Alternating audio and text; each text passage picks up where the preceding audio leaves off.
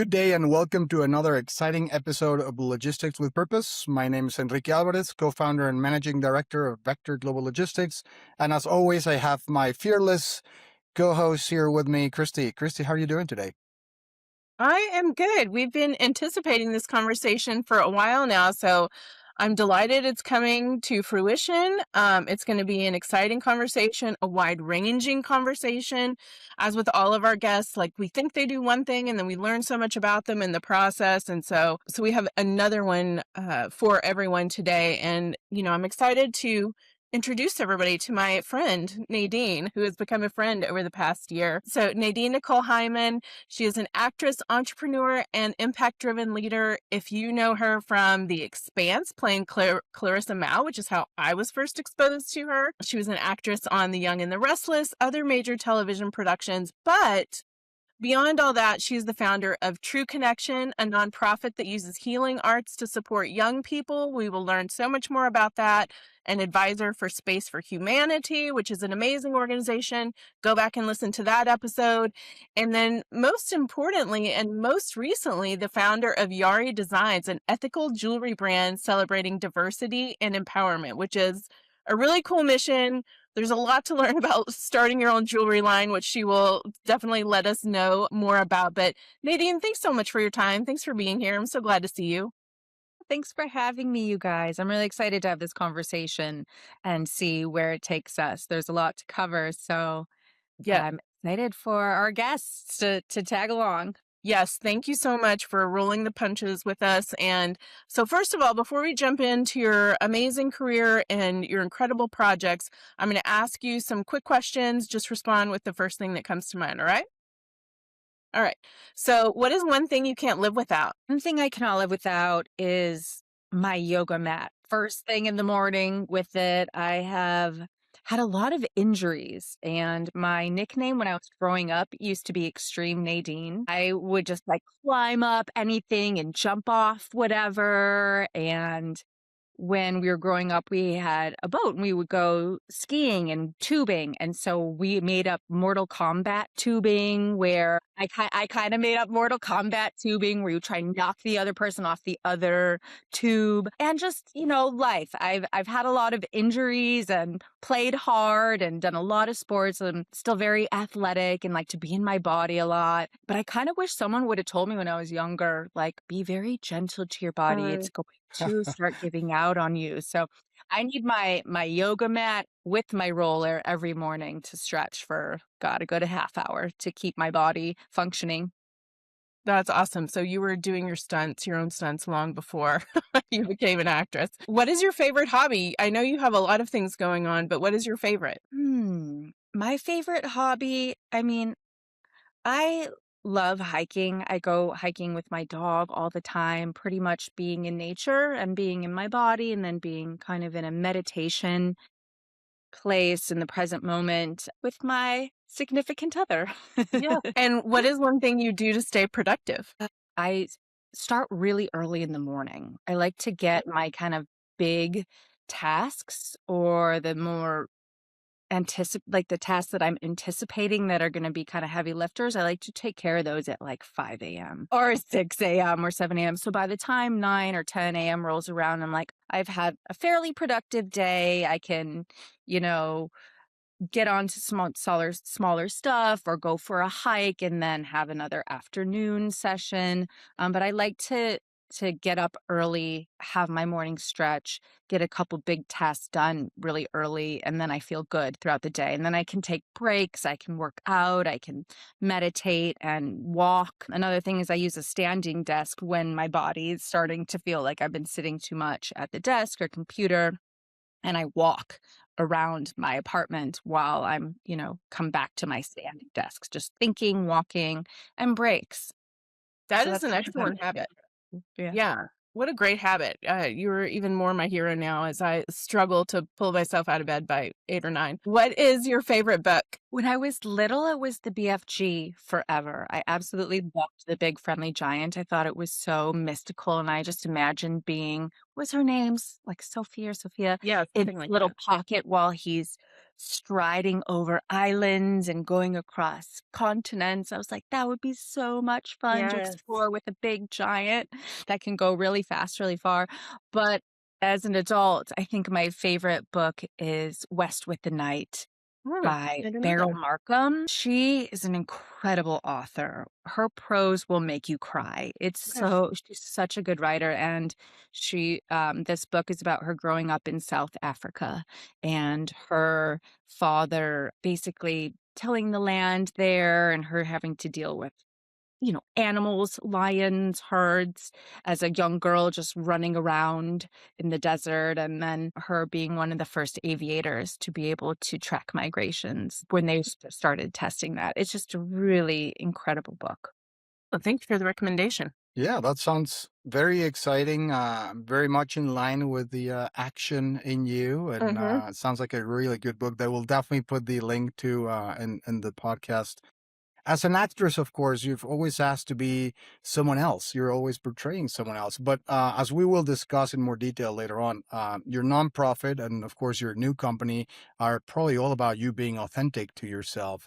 So whether you're playing a hero or a villain, what aspects of yourself always seem to show up, or you're don't sometimes because you're that good? I think the parts of me that are always showing up in my work in acting, specifically, are very common to all humans, and that's why we can take on these other roles and try and sit with them and live in them, is because we all have certain needs and desires, and it all kind of gets very basic when you start really going for what does this character need and what is it bringing out of me. And it usually comes down to whether you're a villain or a hero, you're needing love or support or to Mm. belong or to be seen and heard. And I think that's one of my biggest needs, is to feel seen and heard, just Mm. from the trajectory of my life and circumstances and how I've grown to become. That's one of my biggest needs, is to be seen and heard. And I think it's so human. It's Yeah. a lot of people can empathize with that. And that's pretty much in every character you're going to find, is that they have a sense of belonging or a need to be loved or supported. It Mm. feels sometimes, especially these days, that we tend to forget that is the truth, right? That's if we were to just really just understand or remember, because we all know this, as you pointed out, but I think it will be a lot easier and better to get along and communicate, and there wouldn't be so much division between people. Good. Yeah. Thanks for sharing that. Yeah, thank you. Yeah. So before we jump into the projects that you're working on right now, tell us a little bit more about your background, where you grew up, what life was like, besides all the jumping and Mortal Kombat and things like that. Yes. So that's part of it. So I grew up in a little town called Rochester Hills, Michigan. It was actually voted the ninth best town small town to grow up in the United States twice. Recently in Wow. 2025, and then another time I think in the Oh, 90s or nice. something like that. So it's a small town, but it's suburbia. And I would always call it kind of like white suburbia. I kind of grew up a Twinkie. I don't know if a lot of people know what that means, but it has a lot of community. Everyone kind of knows each other, says hi in the streets. It was just really kind of an ideal way to grow up, I think. We were a very active family. My dad is third generation here from Germany. And my mom is first generation here from the Philippines. And they met in California and moved back here to Michigan, where my father grew up. And we grew up a very active family. My parents were jewelers. They started with a bead store and turned it into a fine jewelry store that they co-owned for over 44 years. But Wow. we grew up with lake life, like I said, tubing and skiing, and had a little cabin up north where Michigan doesn't have big mountains, but little hills. So we would go snowboarding a lot. I was always in a sport: basketball, volleyball, softball, track. I grew up doing martial arts, taekwondo and kickboxing. So we were always kind of having fun, Yeah. exploring together, doing a lot of road trips. My dad loved to adventure. go to amusement parks, things like that. So we had a pretty active upbringing. Mm, Yes. can see how Well, that's looking back, that shapes you. looking back to that early part of your life and your parents and family, and is there any kind of particular story that you remember that kind of shaped who you are now and kind of what you do? Well, going back to those sports that I played a lot of when I was younger, one of them was actually wrestling. And it's because I didn't make the volleyball team in sixth grade in middle school. And I was like, oh my God, I didn't make the team. This is crazy to me. And what am I going to do with my time now after school? And so I was like, I guess I'll go try out on the wrestling team. And there Wow. was no girls on the wrestling team. It was all boys. But my boyfriend in sixth grade at the time was on it. He's like, why don't you just come practice wrestling? Why And not? Right. I ended up being on the only girl on the wrestling team in sixth grade. And it was really interesting to see the reactions from the challengers that we would take on. People, especially the parents, would be very upset that their boy had to wrestle a girl. And I totally empathize that losing to a girl at that age is it was Right. hard, you know, it was emotional for a lot of guys. And then for them, it was kind of a lose situation because they were taught not to beat up on girls. And so, but then they didn't want to lose to a girl either. Right. So it was interesting just to see that go down. But what I really appreciated from just learning about these challenging situations was that my father would show up at every match and get down by the court with my coach and coach with him and cheer me on. Even with other parents being like, that's not right, or that's not okay, or people being mad at me for being the only girl on the team. My dad was so supportive, and I went on to get like second in the city. Like I was Wow. really good. I could throw my weight around, and I just felt really supported. You know, I felt like Wow. I could do anything I wanted to. And that's kind of how my parents raised me. It was like, you will be able to do anything you want to do. You can, you know, as long as you put your mind to it and you work hard, you can do whatever you want. And I've always kind of had that mindset. That's kind of what created me is that, oh, well, I can carve any path. I don't have to take someone else's path that they've chosen for me. I can always create my own and I'll feel supported. And I think that's a really special thing that they Yeah, gave me. It's not like they absolutely. were typical, you know, they have high expectations, like my mother is typical Asian immigrant. But it wasn't like, you must become a nurse or a doctor or a lawyer. It was like, we believe in you for whatever you want to become. That's That is amazing very that they, cool. yeah, very supportive, right? Yeah, especially for your dad. So, Yeah. I feel like, yeah, your next fun fact for Two Truths and a Lie will be the fact that you were on a wrestling team and played in matches and won trophies. Yeah, that's incredible. I love that. Well, let's talk a little bit about your career. It's been fantastic. As I said in the intro, I first saw your name and knew your face from watching The Expanse on, well, first Sci-Fi Network, then Prime. If you love space, then check it out. It's fantastic.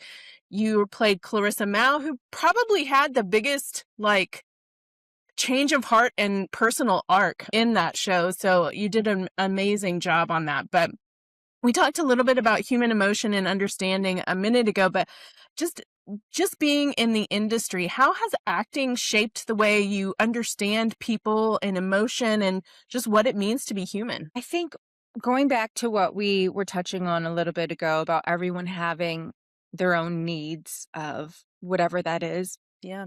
basic human needs, understanding that it makes it a lot easier to forgive people who not even really care to fully have to understand everybody and their choices, whether it's not aligning with you or me, or you know, I'm not understanding someone's choices, or I don't agree, or maybe it's triggering to me, or maybe you know, I feel like it's wrong. That there's always a history there of their own needs and wants of certain kinds of belonging and being seen. And so, and that we'll never fully understand that, but we each have our own to a very deep level. And so I think that that's kind of helped me empathize with other humans and just trying to create. For acting, you need a lot of self-awareness to be able to have mastery over your body, over your voice, over your physicality, over your choices. And if you don't have a lot of self-awareness, it's hard to be able to do a lot of different things or have a lot of range or create different kinds of characters or go different places. And so I think, some of us have really worked on being aware of our own patterns and our own needs, and some of us haven't really reflected on it as much as we could, or maybe that's one of the things is like we don't go there for certain reasons, self-preservation or protection. But growth comes in so many different forms and it happens on a different timeline for everybody. And so I think that's what it's taught me is try and to lessen my expectations of others and to allow them be on their own journey. I love that. We need more of that. It sounds like a lot of emotional learning and emotional intelligence as well. Very cool. Well, you've also been led through your career to Space for Humanity, which is where we met. You were already advising and part of their circle before I was. Incredible group who is trying to democratize space travel, which is just the coolest mission in the world. So how did you become involved in their mission, and what have they taught you in the process of just being around that circle of incredible people? Such a special community. And I'm so grateful to have met you on there. They are so special to my heart. And I found them because someone asked me to speak at Yuri's Night during COVID, because Yuri's Night's a really special event for space community. And they would gather at the Southern California's Space Center and different cities all over the world. There's these Yuri's Night events. But during COVID, it had to be online. So as a guest, they're like, will you come on Zoom and talk with us as a guest with Wes Chatham, who played Amos in The Expanse. And we had a great Amazing. dialogue with George and Loretta Whitesides.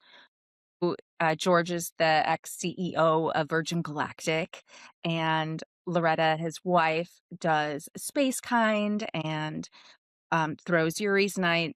So dialoguing with them, I spoke a little bit about my nonprofit, True Connection, and we connected on that. And so Rachel, who was CEO of Space for Humanity at the time, was watching the Yuri's Night and was like, oh, okay, that might be a good fit to come on to advise for Space for Humanity. And I was just so grateful and honored and surprised. I was invited to be part of this community, but I really appreciate their inspiration and their inclusivity to see them bring in women of all backgrounds from all over the world and help their dreams just manifest in ways that are beyond my comprehension to create vast ripples of transformation and change for STEM and for women in general across the planet has been ineffable to witness. Fantastic. Yeah. Incredible organization, incredible people behind it. And I know you love space just as a person and outside of the roles you've played. And it's just a personal and fun interest. And Enrique and I love talking about space. And yeah, it just feels like there's no limitation. And they are certainly a group that epitomizes that. Absolutely. And I think it's exciting and intriguing and inspiring at the same time. So that sounds like a really, really good organization. And of course, we'll put the link so that everyone else that's listening to the podcast can learn a little bit more about what the organization's about. And as we mentioned, and this is very evident to me, even after a few minutes talking to you, Nadine, that connection for you is very important, right? You are someone that really comes across as a very connected individual, and you feel like empathy is important, and making sure that you're respectful to everyone. And so you founded in 2012 the non-for-profit called True Connection. The organization, of course, fosters deeper sense of interconnectedness with ourselves, one another, the planet. But tell us first and foremost, what is True Connection to you? What is its core, and what inspired you to build this organization? True Connection isn't so much just an organization, actually, your typical C3 organization. It's more of an expression of my healing journey than anything. I started it in 2012 because a few years before that, I'd had an epiphany about my needs in my own healing journey, the climax of it or the beginning of it. And I realized that I needed help. And after going through a trajectory of self-awareness and healing, I wanted to be able to share that with other kids. And so I basically emailed a lot of different orphanages around Africa, seeing if I could bring art and volunteers for lessons in healing and trauma. And I met this really incredible woman who had an orphanage in Sierra Leone, and she took me under her wing and was like, come out here, you can take over the school. We have, I don't even know, it was an entire orphanage, and it was enclosed with tall, thick cement walls and barbed wire at the top, almost looking kind of like a prison. Just because Sierra Leone has had a lot of turmoil, and they wanted to make sure that the kids were safe. And they lived there until they were 18 and could leave. So me and a girlfriend wrote a curriculum on trauma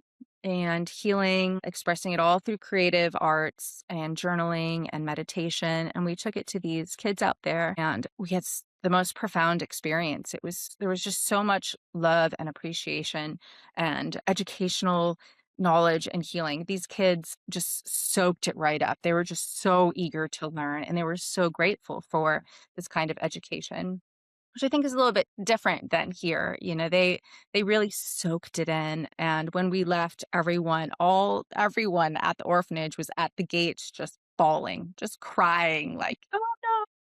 Like, it was just a really beautiful experience. We bonded so deeply, and it took me 2 years to raise a little bit more money to go back and see them again and do it again. And at this point, some of the older kids were winning art competitions or submitted a book Nice. about their lives. Like, we had instilled in them a sense of self-expression that built confidence, and we were doing photography with them. We got them a bunch of little cameras so that they could learn perspective. It was just a beautiful experience. And I was like, this is a lot of time, money, and management to go to Africa for a few weeks and once a year. Like, that's not sustainable. It's like, if I want to continue this work, I need to do it locally. And so that's when I decided to do this in LA and just refine the curriculums. I moved into the social emotional learning world with some educators, and we got into a bunch of different schools and after school programs. We started working with the Los Angeles Police Department, and then COVID hit. So we've been on pause since then. First of all, it was a really intensive love for me. I put all of kind of my money into it, all of my time, all of my energy, which I absolutely loved. And it was a deep part of my healing journey. So I needed it. But I was also on the verge of burnout all the time, and I wasn't giving myself to the other places in my life that I needed to grow more. And so I'm pulling that back up, but it's in a different way now. We're doing education online. We're going to do a journal that is about rewriting your narratives and your limiting self-beliefs for adults in general with guided meditation. So we're going to build out more of a digital online platform is the goal now. That's amazing. Incredible job. Congratulations. Well, not only that, but I think it's also very brave of you, right? Because one, you're sharing this, and those were, I'm sure, very challenging times for you. And as you were healing, you not only tried to heal yourself, but then you saw that there was a need for other people that were probably dealing with the same thing. And by the way, you were struggling and dealing with PTSD, correct? Yes. And panic disorder. So my question would be, well, first, once again, very brave, and it's great that you're so vulnerable. So we appreciate you sharing this with us. For people that are listening that might be kind of facing similar situations or think that they might, what was one or two kind of pieces of advice that you would give them now so they can kind of manage and heal the way you did? I would say my adverse childhood experience that kind of affected me in this way. I was about 6 years old, and I didn't see the complex developmental trauma symptoms until they weren't like kind of full-fledged happening till I was 13. But at this time, I still had no clue of what it was. I was just existing with it. I didn't have the light bulb until I was about 26 years old. And that's when I started the organization. It was like when I had this awareness that I needed help. So my biggest piece of advice to anyone struggling with post-traumatic stress disorder or regulation, emotional regulation issues that are very challenging, safety issues that are very challenging, feeling safe in your own body, is that rewiring is possible. And to take it very seriously and commit your life to it. And can happen a lot faster. I think I had different forms of escapism mixed in with my healing journey, which a lot of us do. But I think that if I would have committed to it, it wouldn't have taken as long as it did, which took over 10 years. I would say about 7 to 8 years in of intensive healing, of being very self-aware about it and taking a lot of different healing modalities. About 6 to 7 years in it, I was still having the same exact symptoms. And I was scared. I was like, oh, maybe this is just the way I'm wired for life. Maybe this is never going to change.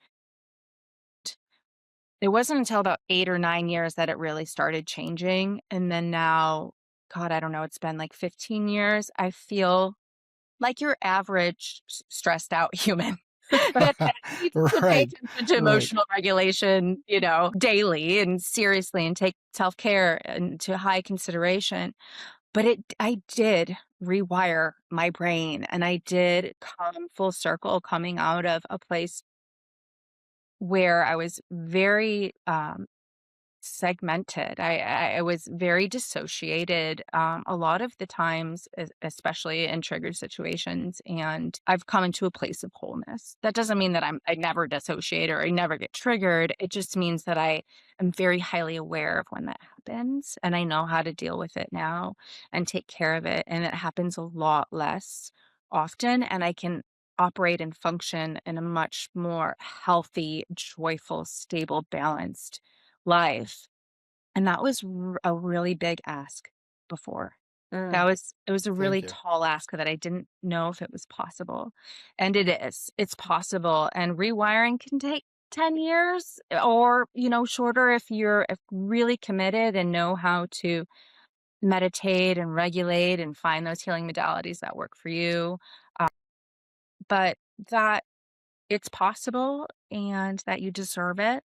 And there's a lot of different modalities out there, including, psilocybin and meditation or breath work, or there's lots of different things that can work and enhance that process now. So that would be my biggest takeaway for Thank you. anyone No, struggling. thank you so much. And if for all the listeners that are going through this, know that you guys are not alone. You're not the only ones that are going through this. There's a lot of things you can do, and self-awareness, as Nadine said, connectivity is important, and rewiring is possible. So no, thank you so much. That's very important. Thanks. Yeah. And just pointing out that everyone is worthy of it as well. Thank you for that as well. And thanks for your vulnerability and authenticity. And you put a lot of care and heart and creativity in everything you do. And that's certainly evident, including with your new project, which I just love so much. And I'm excited to talk more about it. And it's a completely different direction. It carries a lot of these same themes, but in new packaging. And so I think it's really cool the way you've kind of evolved all your loves and are now working on Yari Designs, which is jewelry. So why we've heard a little bit about your parents' background, but why did you decide to pursue a jewelry line and what is the story behind it? Well, it's been a dream for a long time. Ever since I was little, since I grew up, my parents had a jewelry store and I would work there during the Christmas season, being their wrapper. I would like wrap the gift and then just run around the store and try on all the wedding rings and be like, I think I want this one. Still not married, but just picking out But the you know wedding. what you want. No, I just always remember feeling so proud of my parents from them, being entrepreneurs and building their own small business. And I wanted to take that and kind of run with it at some point. I knew I wanted to do a jewelry line at some point. My mom was a designer and she's really good at drawing. She's really talented at it. Uh, and my dad also was a drawing engineer in the Navy. So he could draw as well. So I get my artistic capabilities from them. And also, yeah, I've just learned so much from them, and they're my partners in it. And so it keeps us closer and working together. And I just can keep learning from them, which has been really fun. And we can do something creative together, and business oriented together. And I wanted also to do something that was about women and empowering women. So I want to be able to highlight influential women. So I'm starting to get those stories together now. But I would love to tell diverse women's stories that are creating ripples and making impact in this world in all of their own different creative ways. I think it's such an interesting time about how we see influencers and how social media is taking over. So just to have a place where girls, women, or people in general can go and read about women that are really trailblazing, really creating transformative impact, that are transformative leaders, and seeing that as power and beauty. And tell us just about the jewelry. You also have, I mean, people can go there and read inspirational story while buying gorgeous jewelry. So you have also been very meticulous about your standards, what you want it to be, the design of it, how it's all put together. So let's dive a little bit into that. And people can go to, it's Yari Designs. So I encourage you to do that. It's beautiful. But yeah, I know you have very high standards for it, and it shows. So Yeah, tell us I'm about a that. perfectionist. So it's elevated everyday wear that we just slaved over the proportions and the measurements to make sure everything's durable. Like we have our own custom clutches. The backings to the ears are thick and durable and handmade. So every little thing kind of feels high quality, and it's recycled gold, which is really important to us because we don't want it to be part of the mining problem. We want it to use only that things that are recycled, and gold is just appreciating like crazy. It's going off on its own thing, and I think that they're going to start creating new metals would be my guess, like eventually. And then we use sustainably created diamonds as well, the highest tier of that. So it's a lot. They're luxury items, but they are have a lot of thought behind them in their design and where they come from. And they're classy and edgy, but also refined and minimalist. I love minimalism. So all of these aspects of me are in the designs, and I've been getting great feedback from them. I absolutely love them. They're fun. But I do want to create a sustainable luxury brand. And so these are the intro collections for elevated everyday wear. Well, congratulations. It's kind of almost full circle to your parents, and I'm sure they're very proud of you for being an entrepreneur as well, and actually accomplishing what you have accomplished. And I'm sure Yadi's going to be incredibly successful. You briefly mentioned like how important it is to you the ethical sourcing, right? You mentioned like recycled gold and sustainably sourced diamonds, and so you must have learned a lot of things that you didn't know before, right? Like supply chain and logistics. Has any of that surprised you? I mean, what was your initial reaction to being exposed to the worldwide supply chains? Every step has surprised me. I think it's more of a general knowledge and knowing that building your own business is extremely challenging, and no one would, especially product development, and no one would ever know until you start doing it. And you're like, oh, well, there's an obstacle, and there's an obstacle, and there's an obstacle, and another obstacle. And you don't know that these obstacles are going to come until you're in it. Yeah, sourcing with prices, having anything sustainable has a price tag to it. So trying to be competitive and ethical at the same time is extremely challenging. And then also just being able to communicate with different people over the world, because jewelry, gold, gems, vendors, everything is sourced from everywhere. Like they might source it in Tanzania, and then it goes to London, and then it gets manufactured in New York. And there's all of these different bottlenecks, and it's just very global. So when the tariffs started happening, that adds another level of challenges, tons of different bottlenecks. But I think sticking to what you initially set out to when you learn all of this is one of the hardest things. And it's why it's also just taken so long to be able to find someone that can create the CAD designs the way that I want them and will work with me on this fine tuning, and then actually want this 2 millimeters changed and actually want this changed. Like most manufacturers are like, you're done. I'm dropping you after like, I just want to make this little tweak. And So they're it like, we sounds you're can't. hands-on, right? Very hands-on in the product. It's Very very special hands-on. for you. And the designs are unique, You have to. especially the earring jacket collections are something that is totally unique and new, and no one knew how to make them. Most manufacturers were like, no, without even trying. They were like, that's a lot of labor. It's a lot of, just unique. We don't know how to do that, No, and because a you lot have of the to, right? It's yours. jewelry It's your baby, right? industry is just copies of each other. Yeah. So So what's the learning a ultimate goal lot, for you? still learning. Well, and if you extrapolate this a couple of years into the future, what is your ultimate goal for Yari, and what impact do you want it to have in the long? I would say it's probably going to take a couple years to build the business and get the awareness out there, and get some influencers on that are aligned with our values and just our brand. And I would love to be a sustainable luxury brand that is role modeling influential women, diverse women, women of color, women having their own businesses, highlighting influential women, and just a place where girls can see uh, elegance and power and juicy expressiveness in a place that is rooted in its values and its ethics and its morals, and really sticks to them and highlights really beautiful, influential women, and just to like see that as something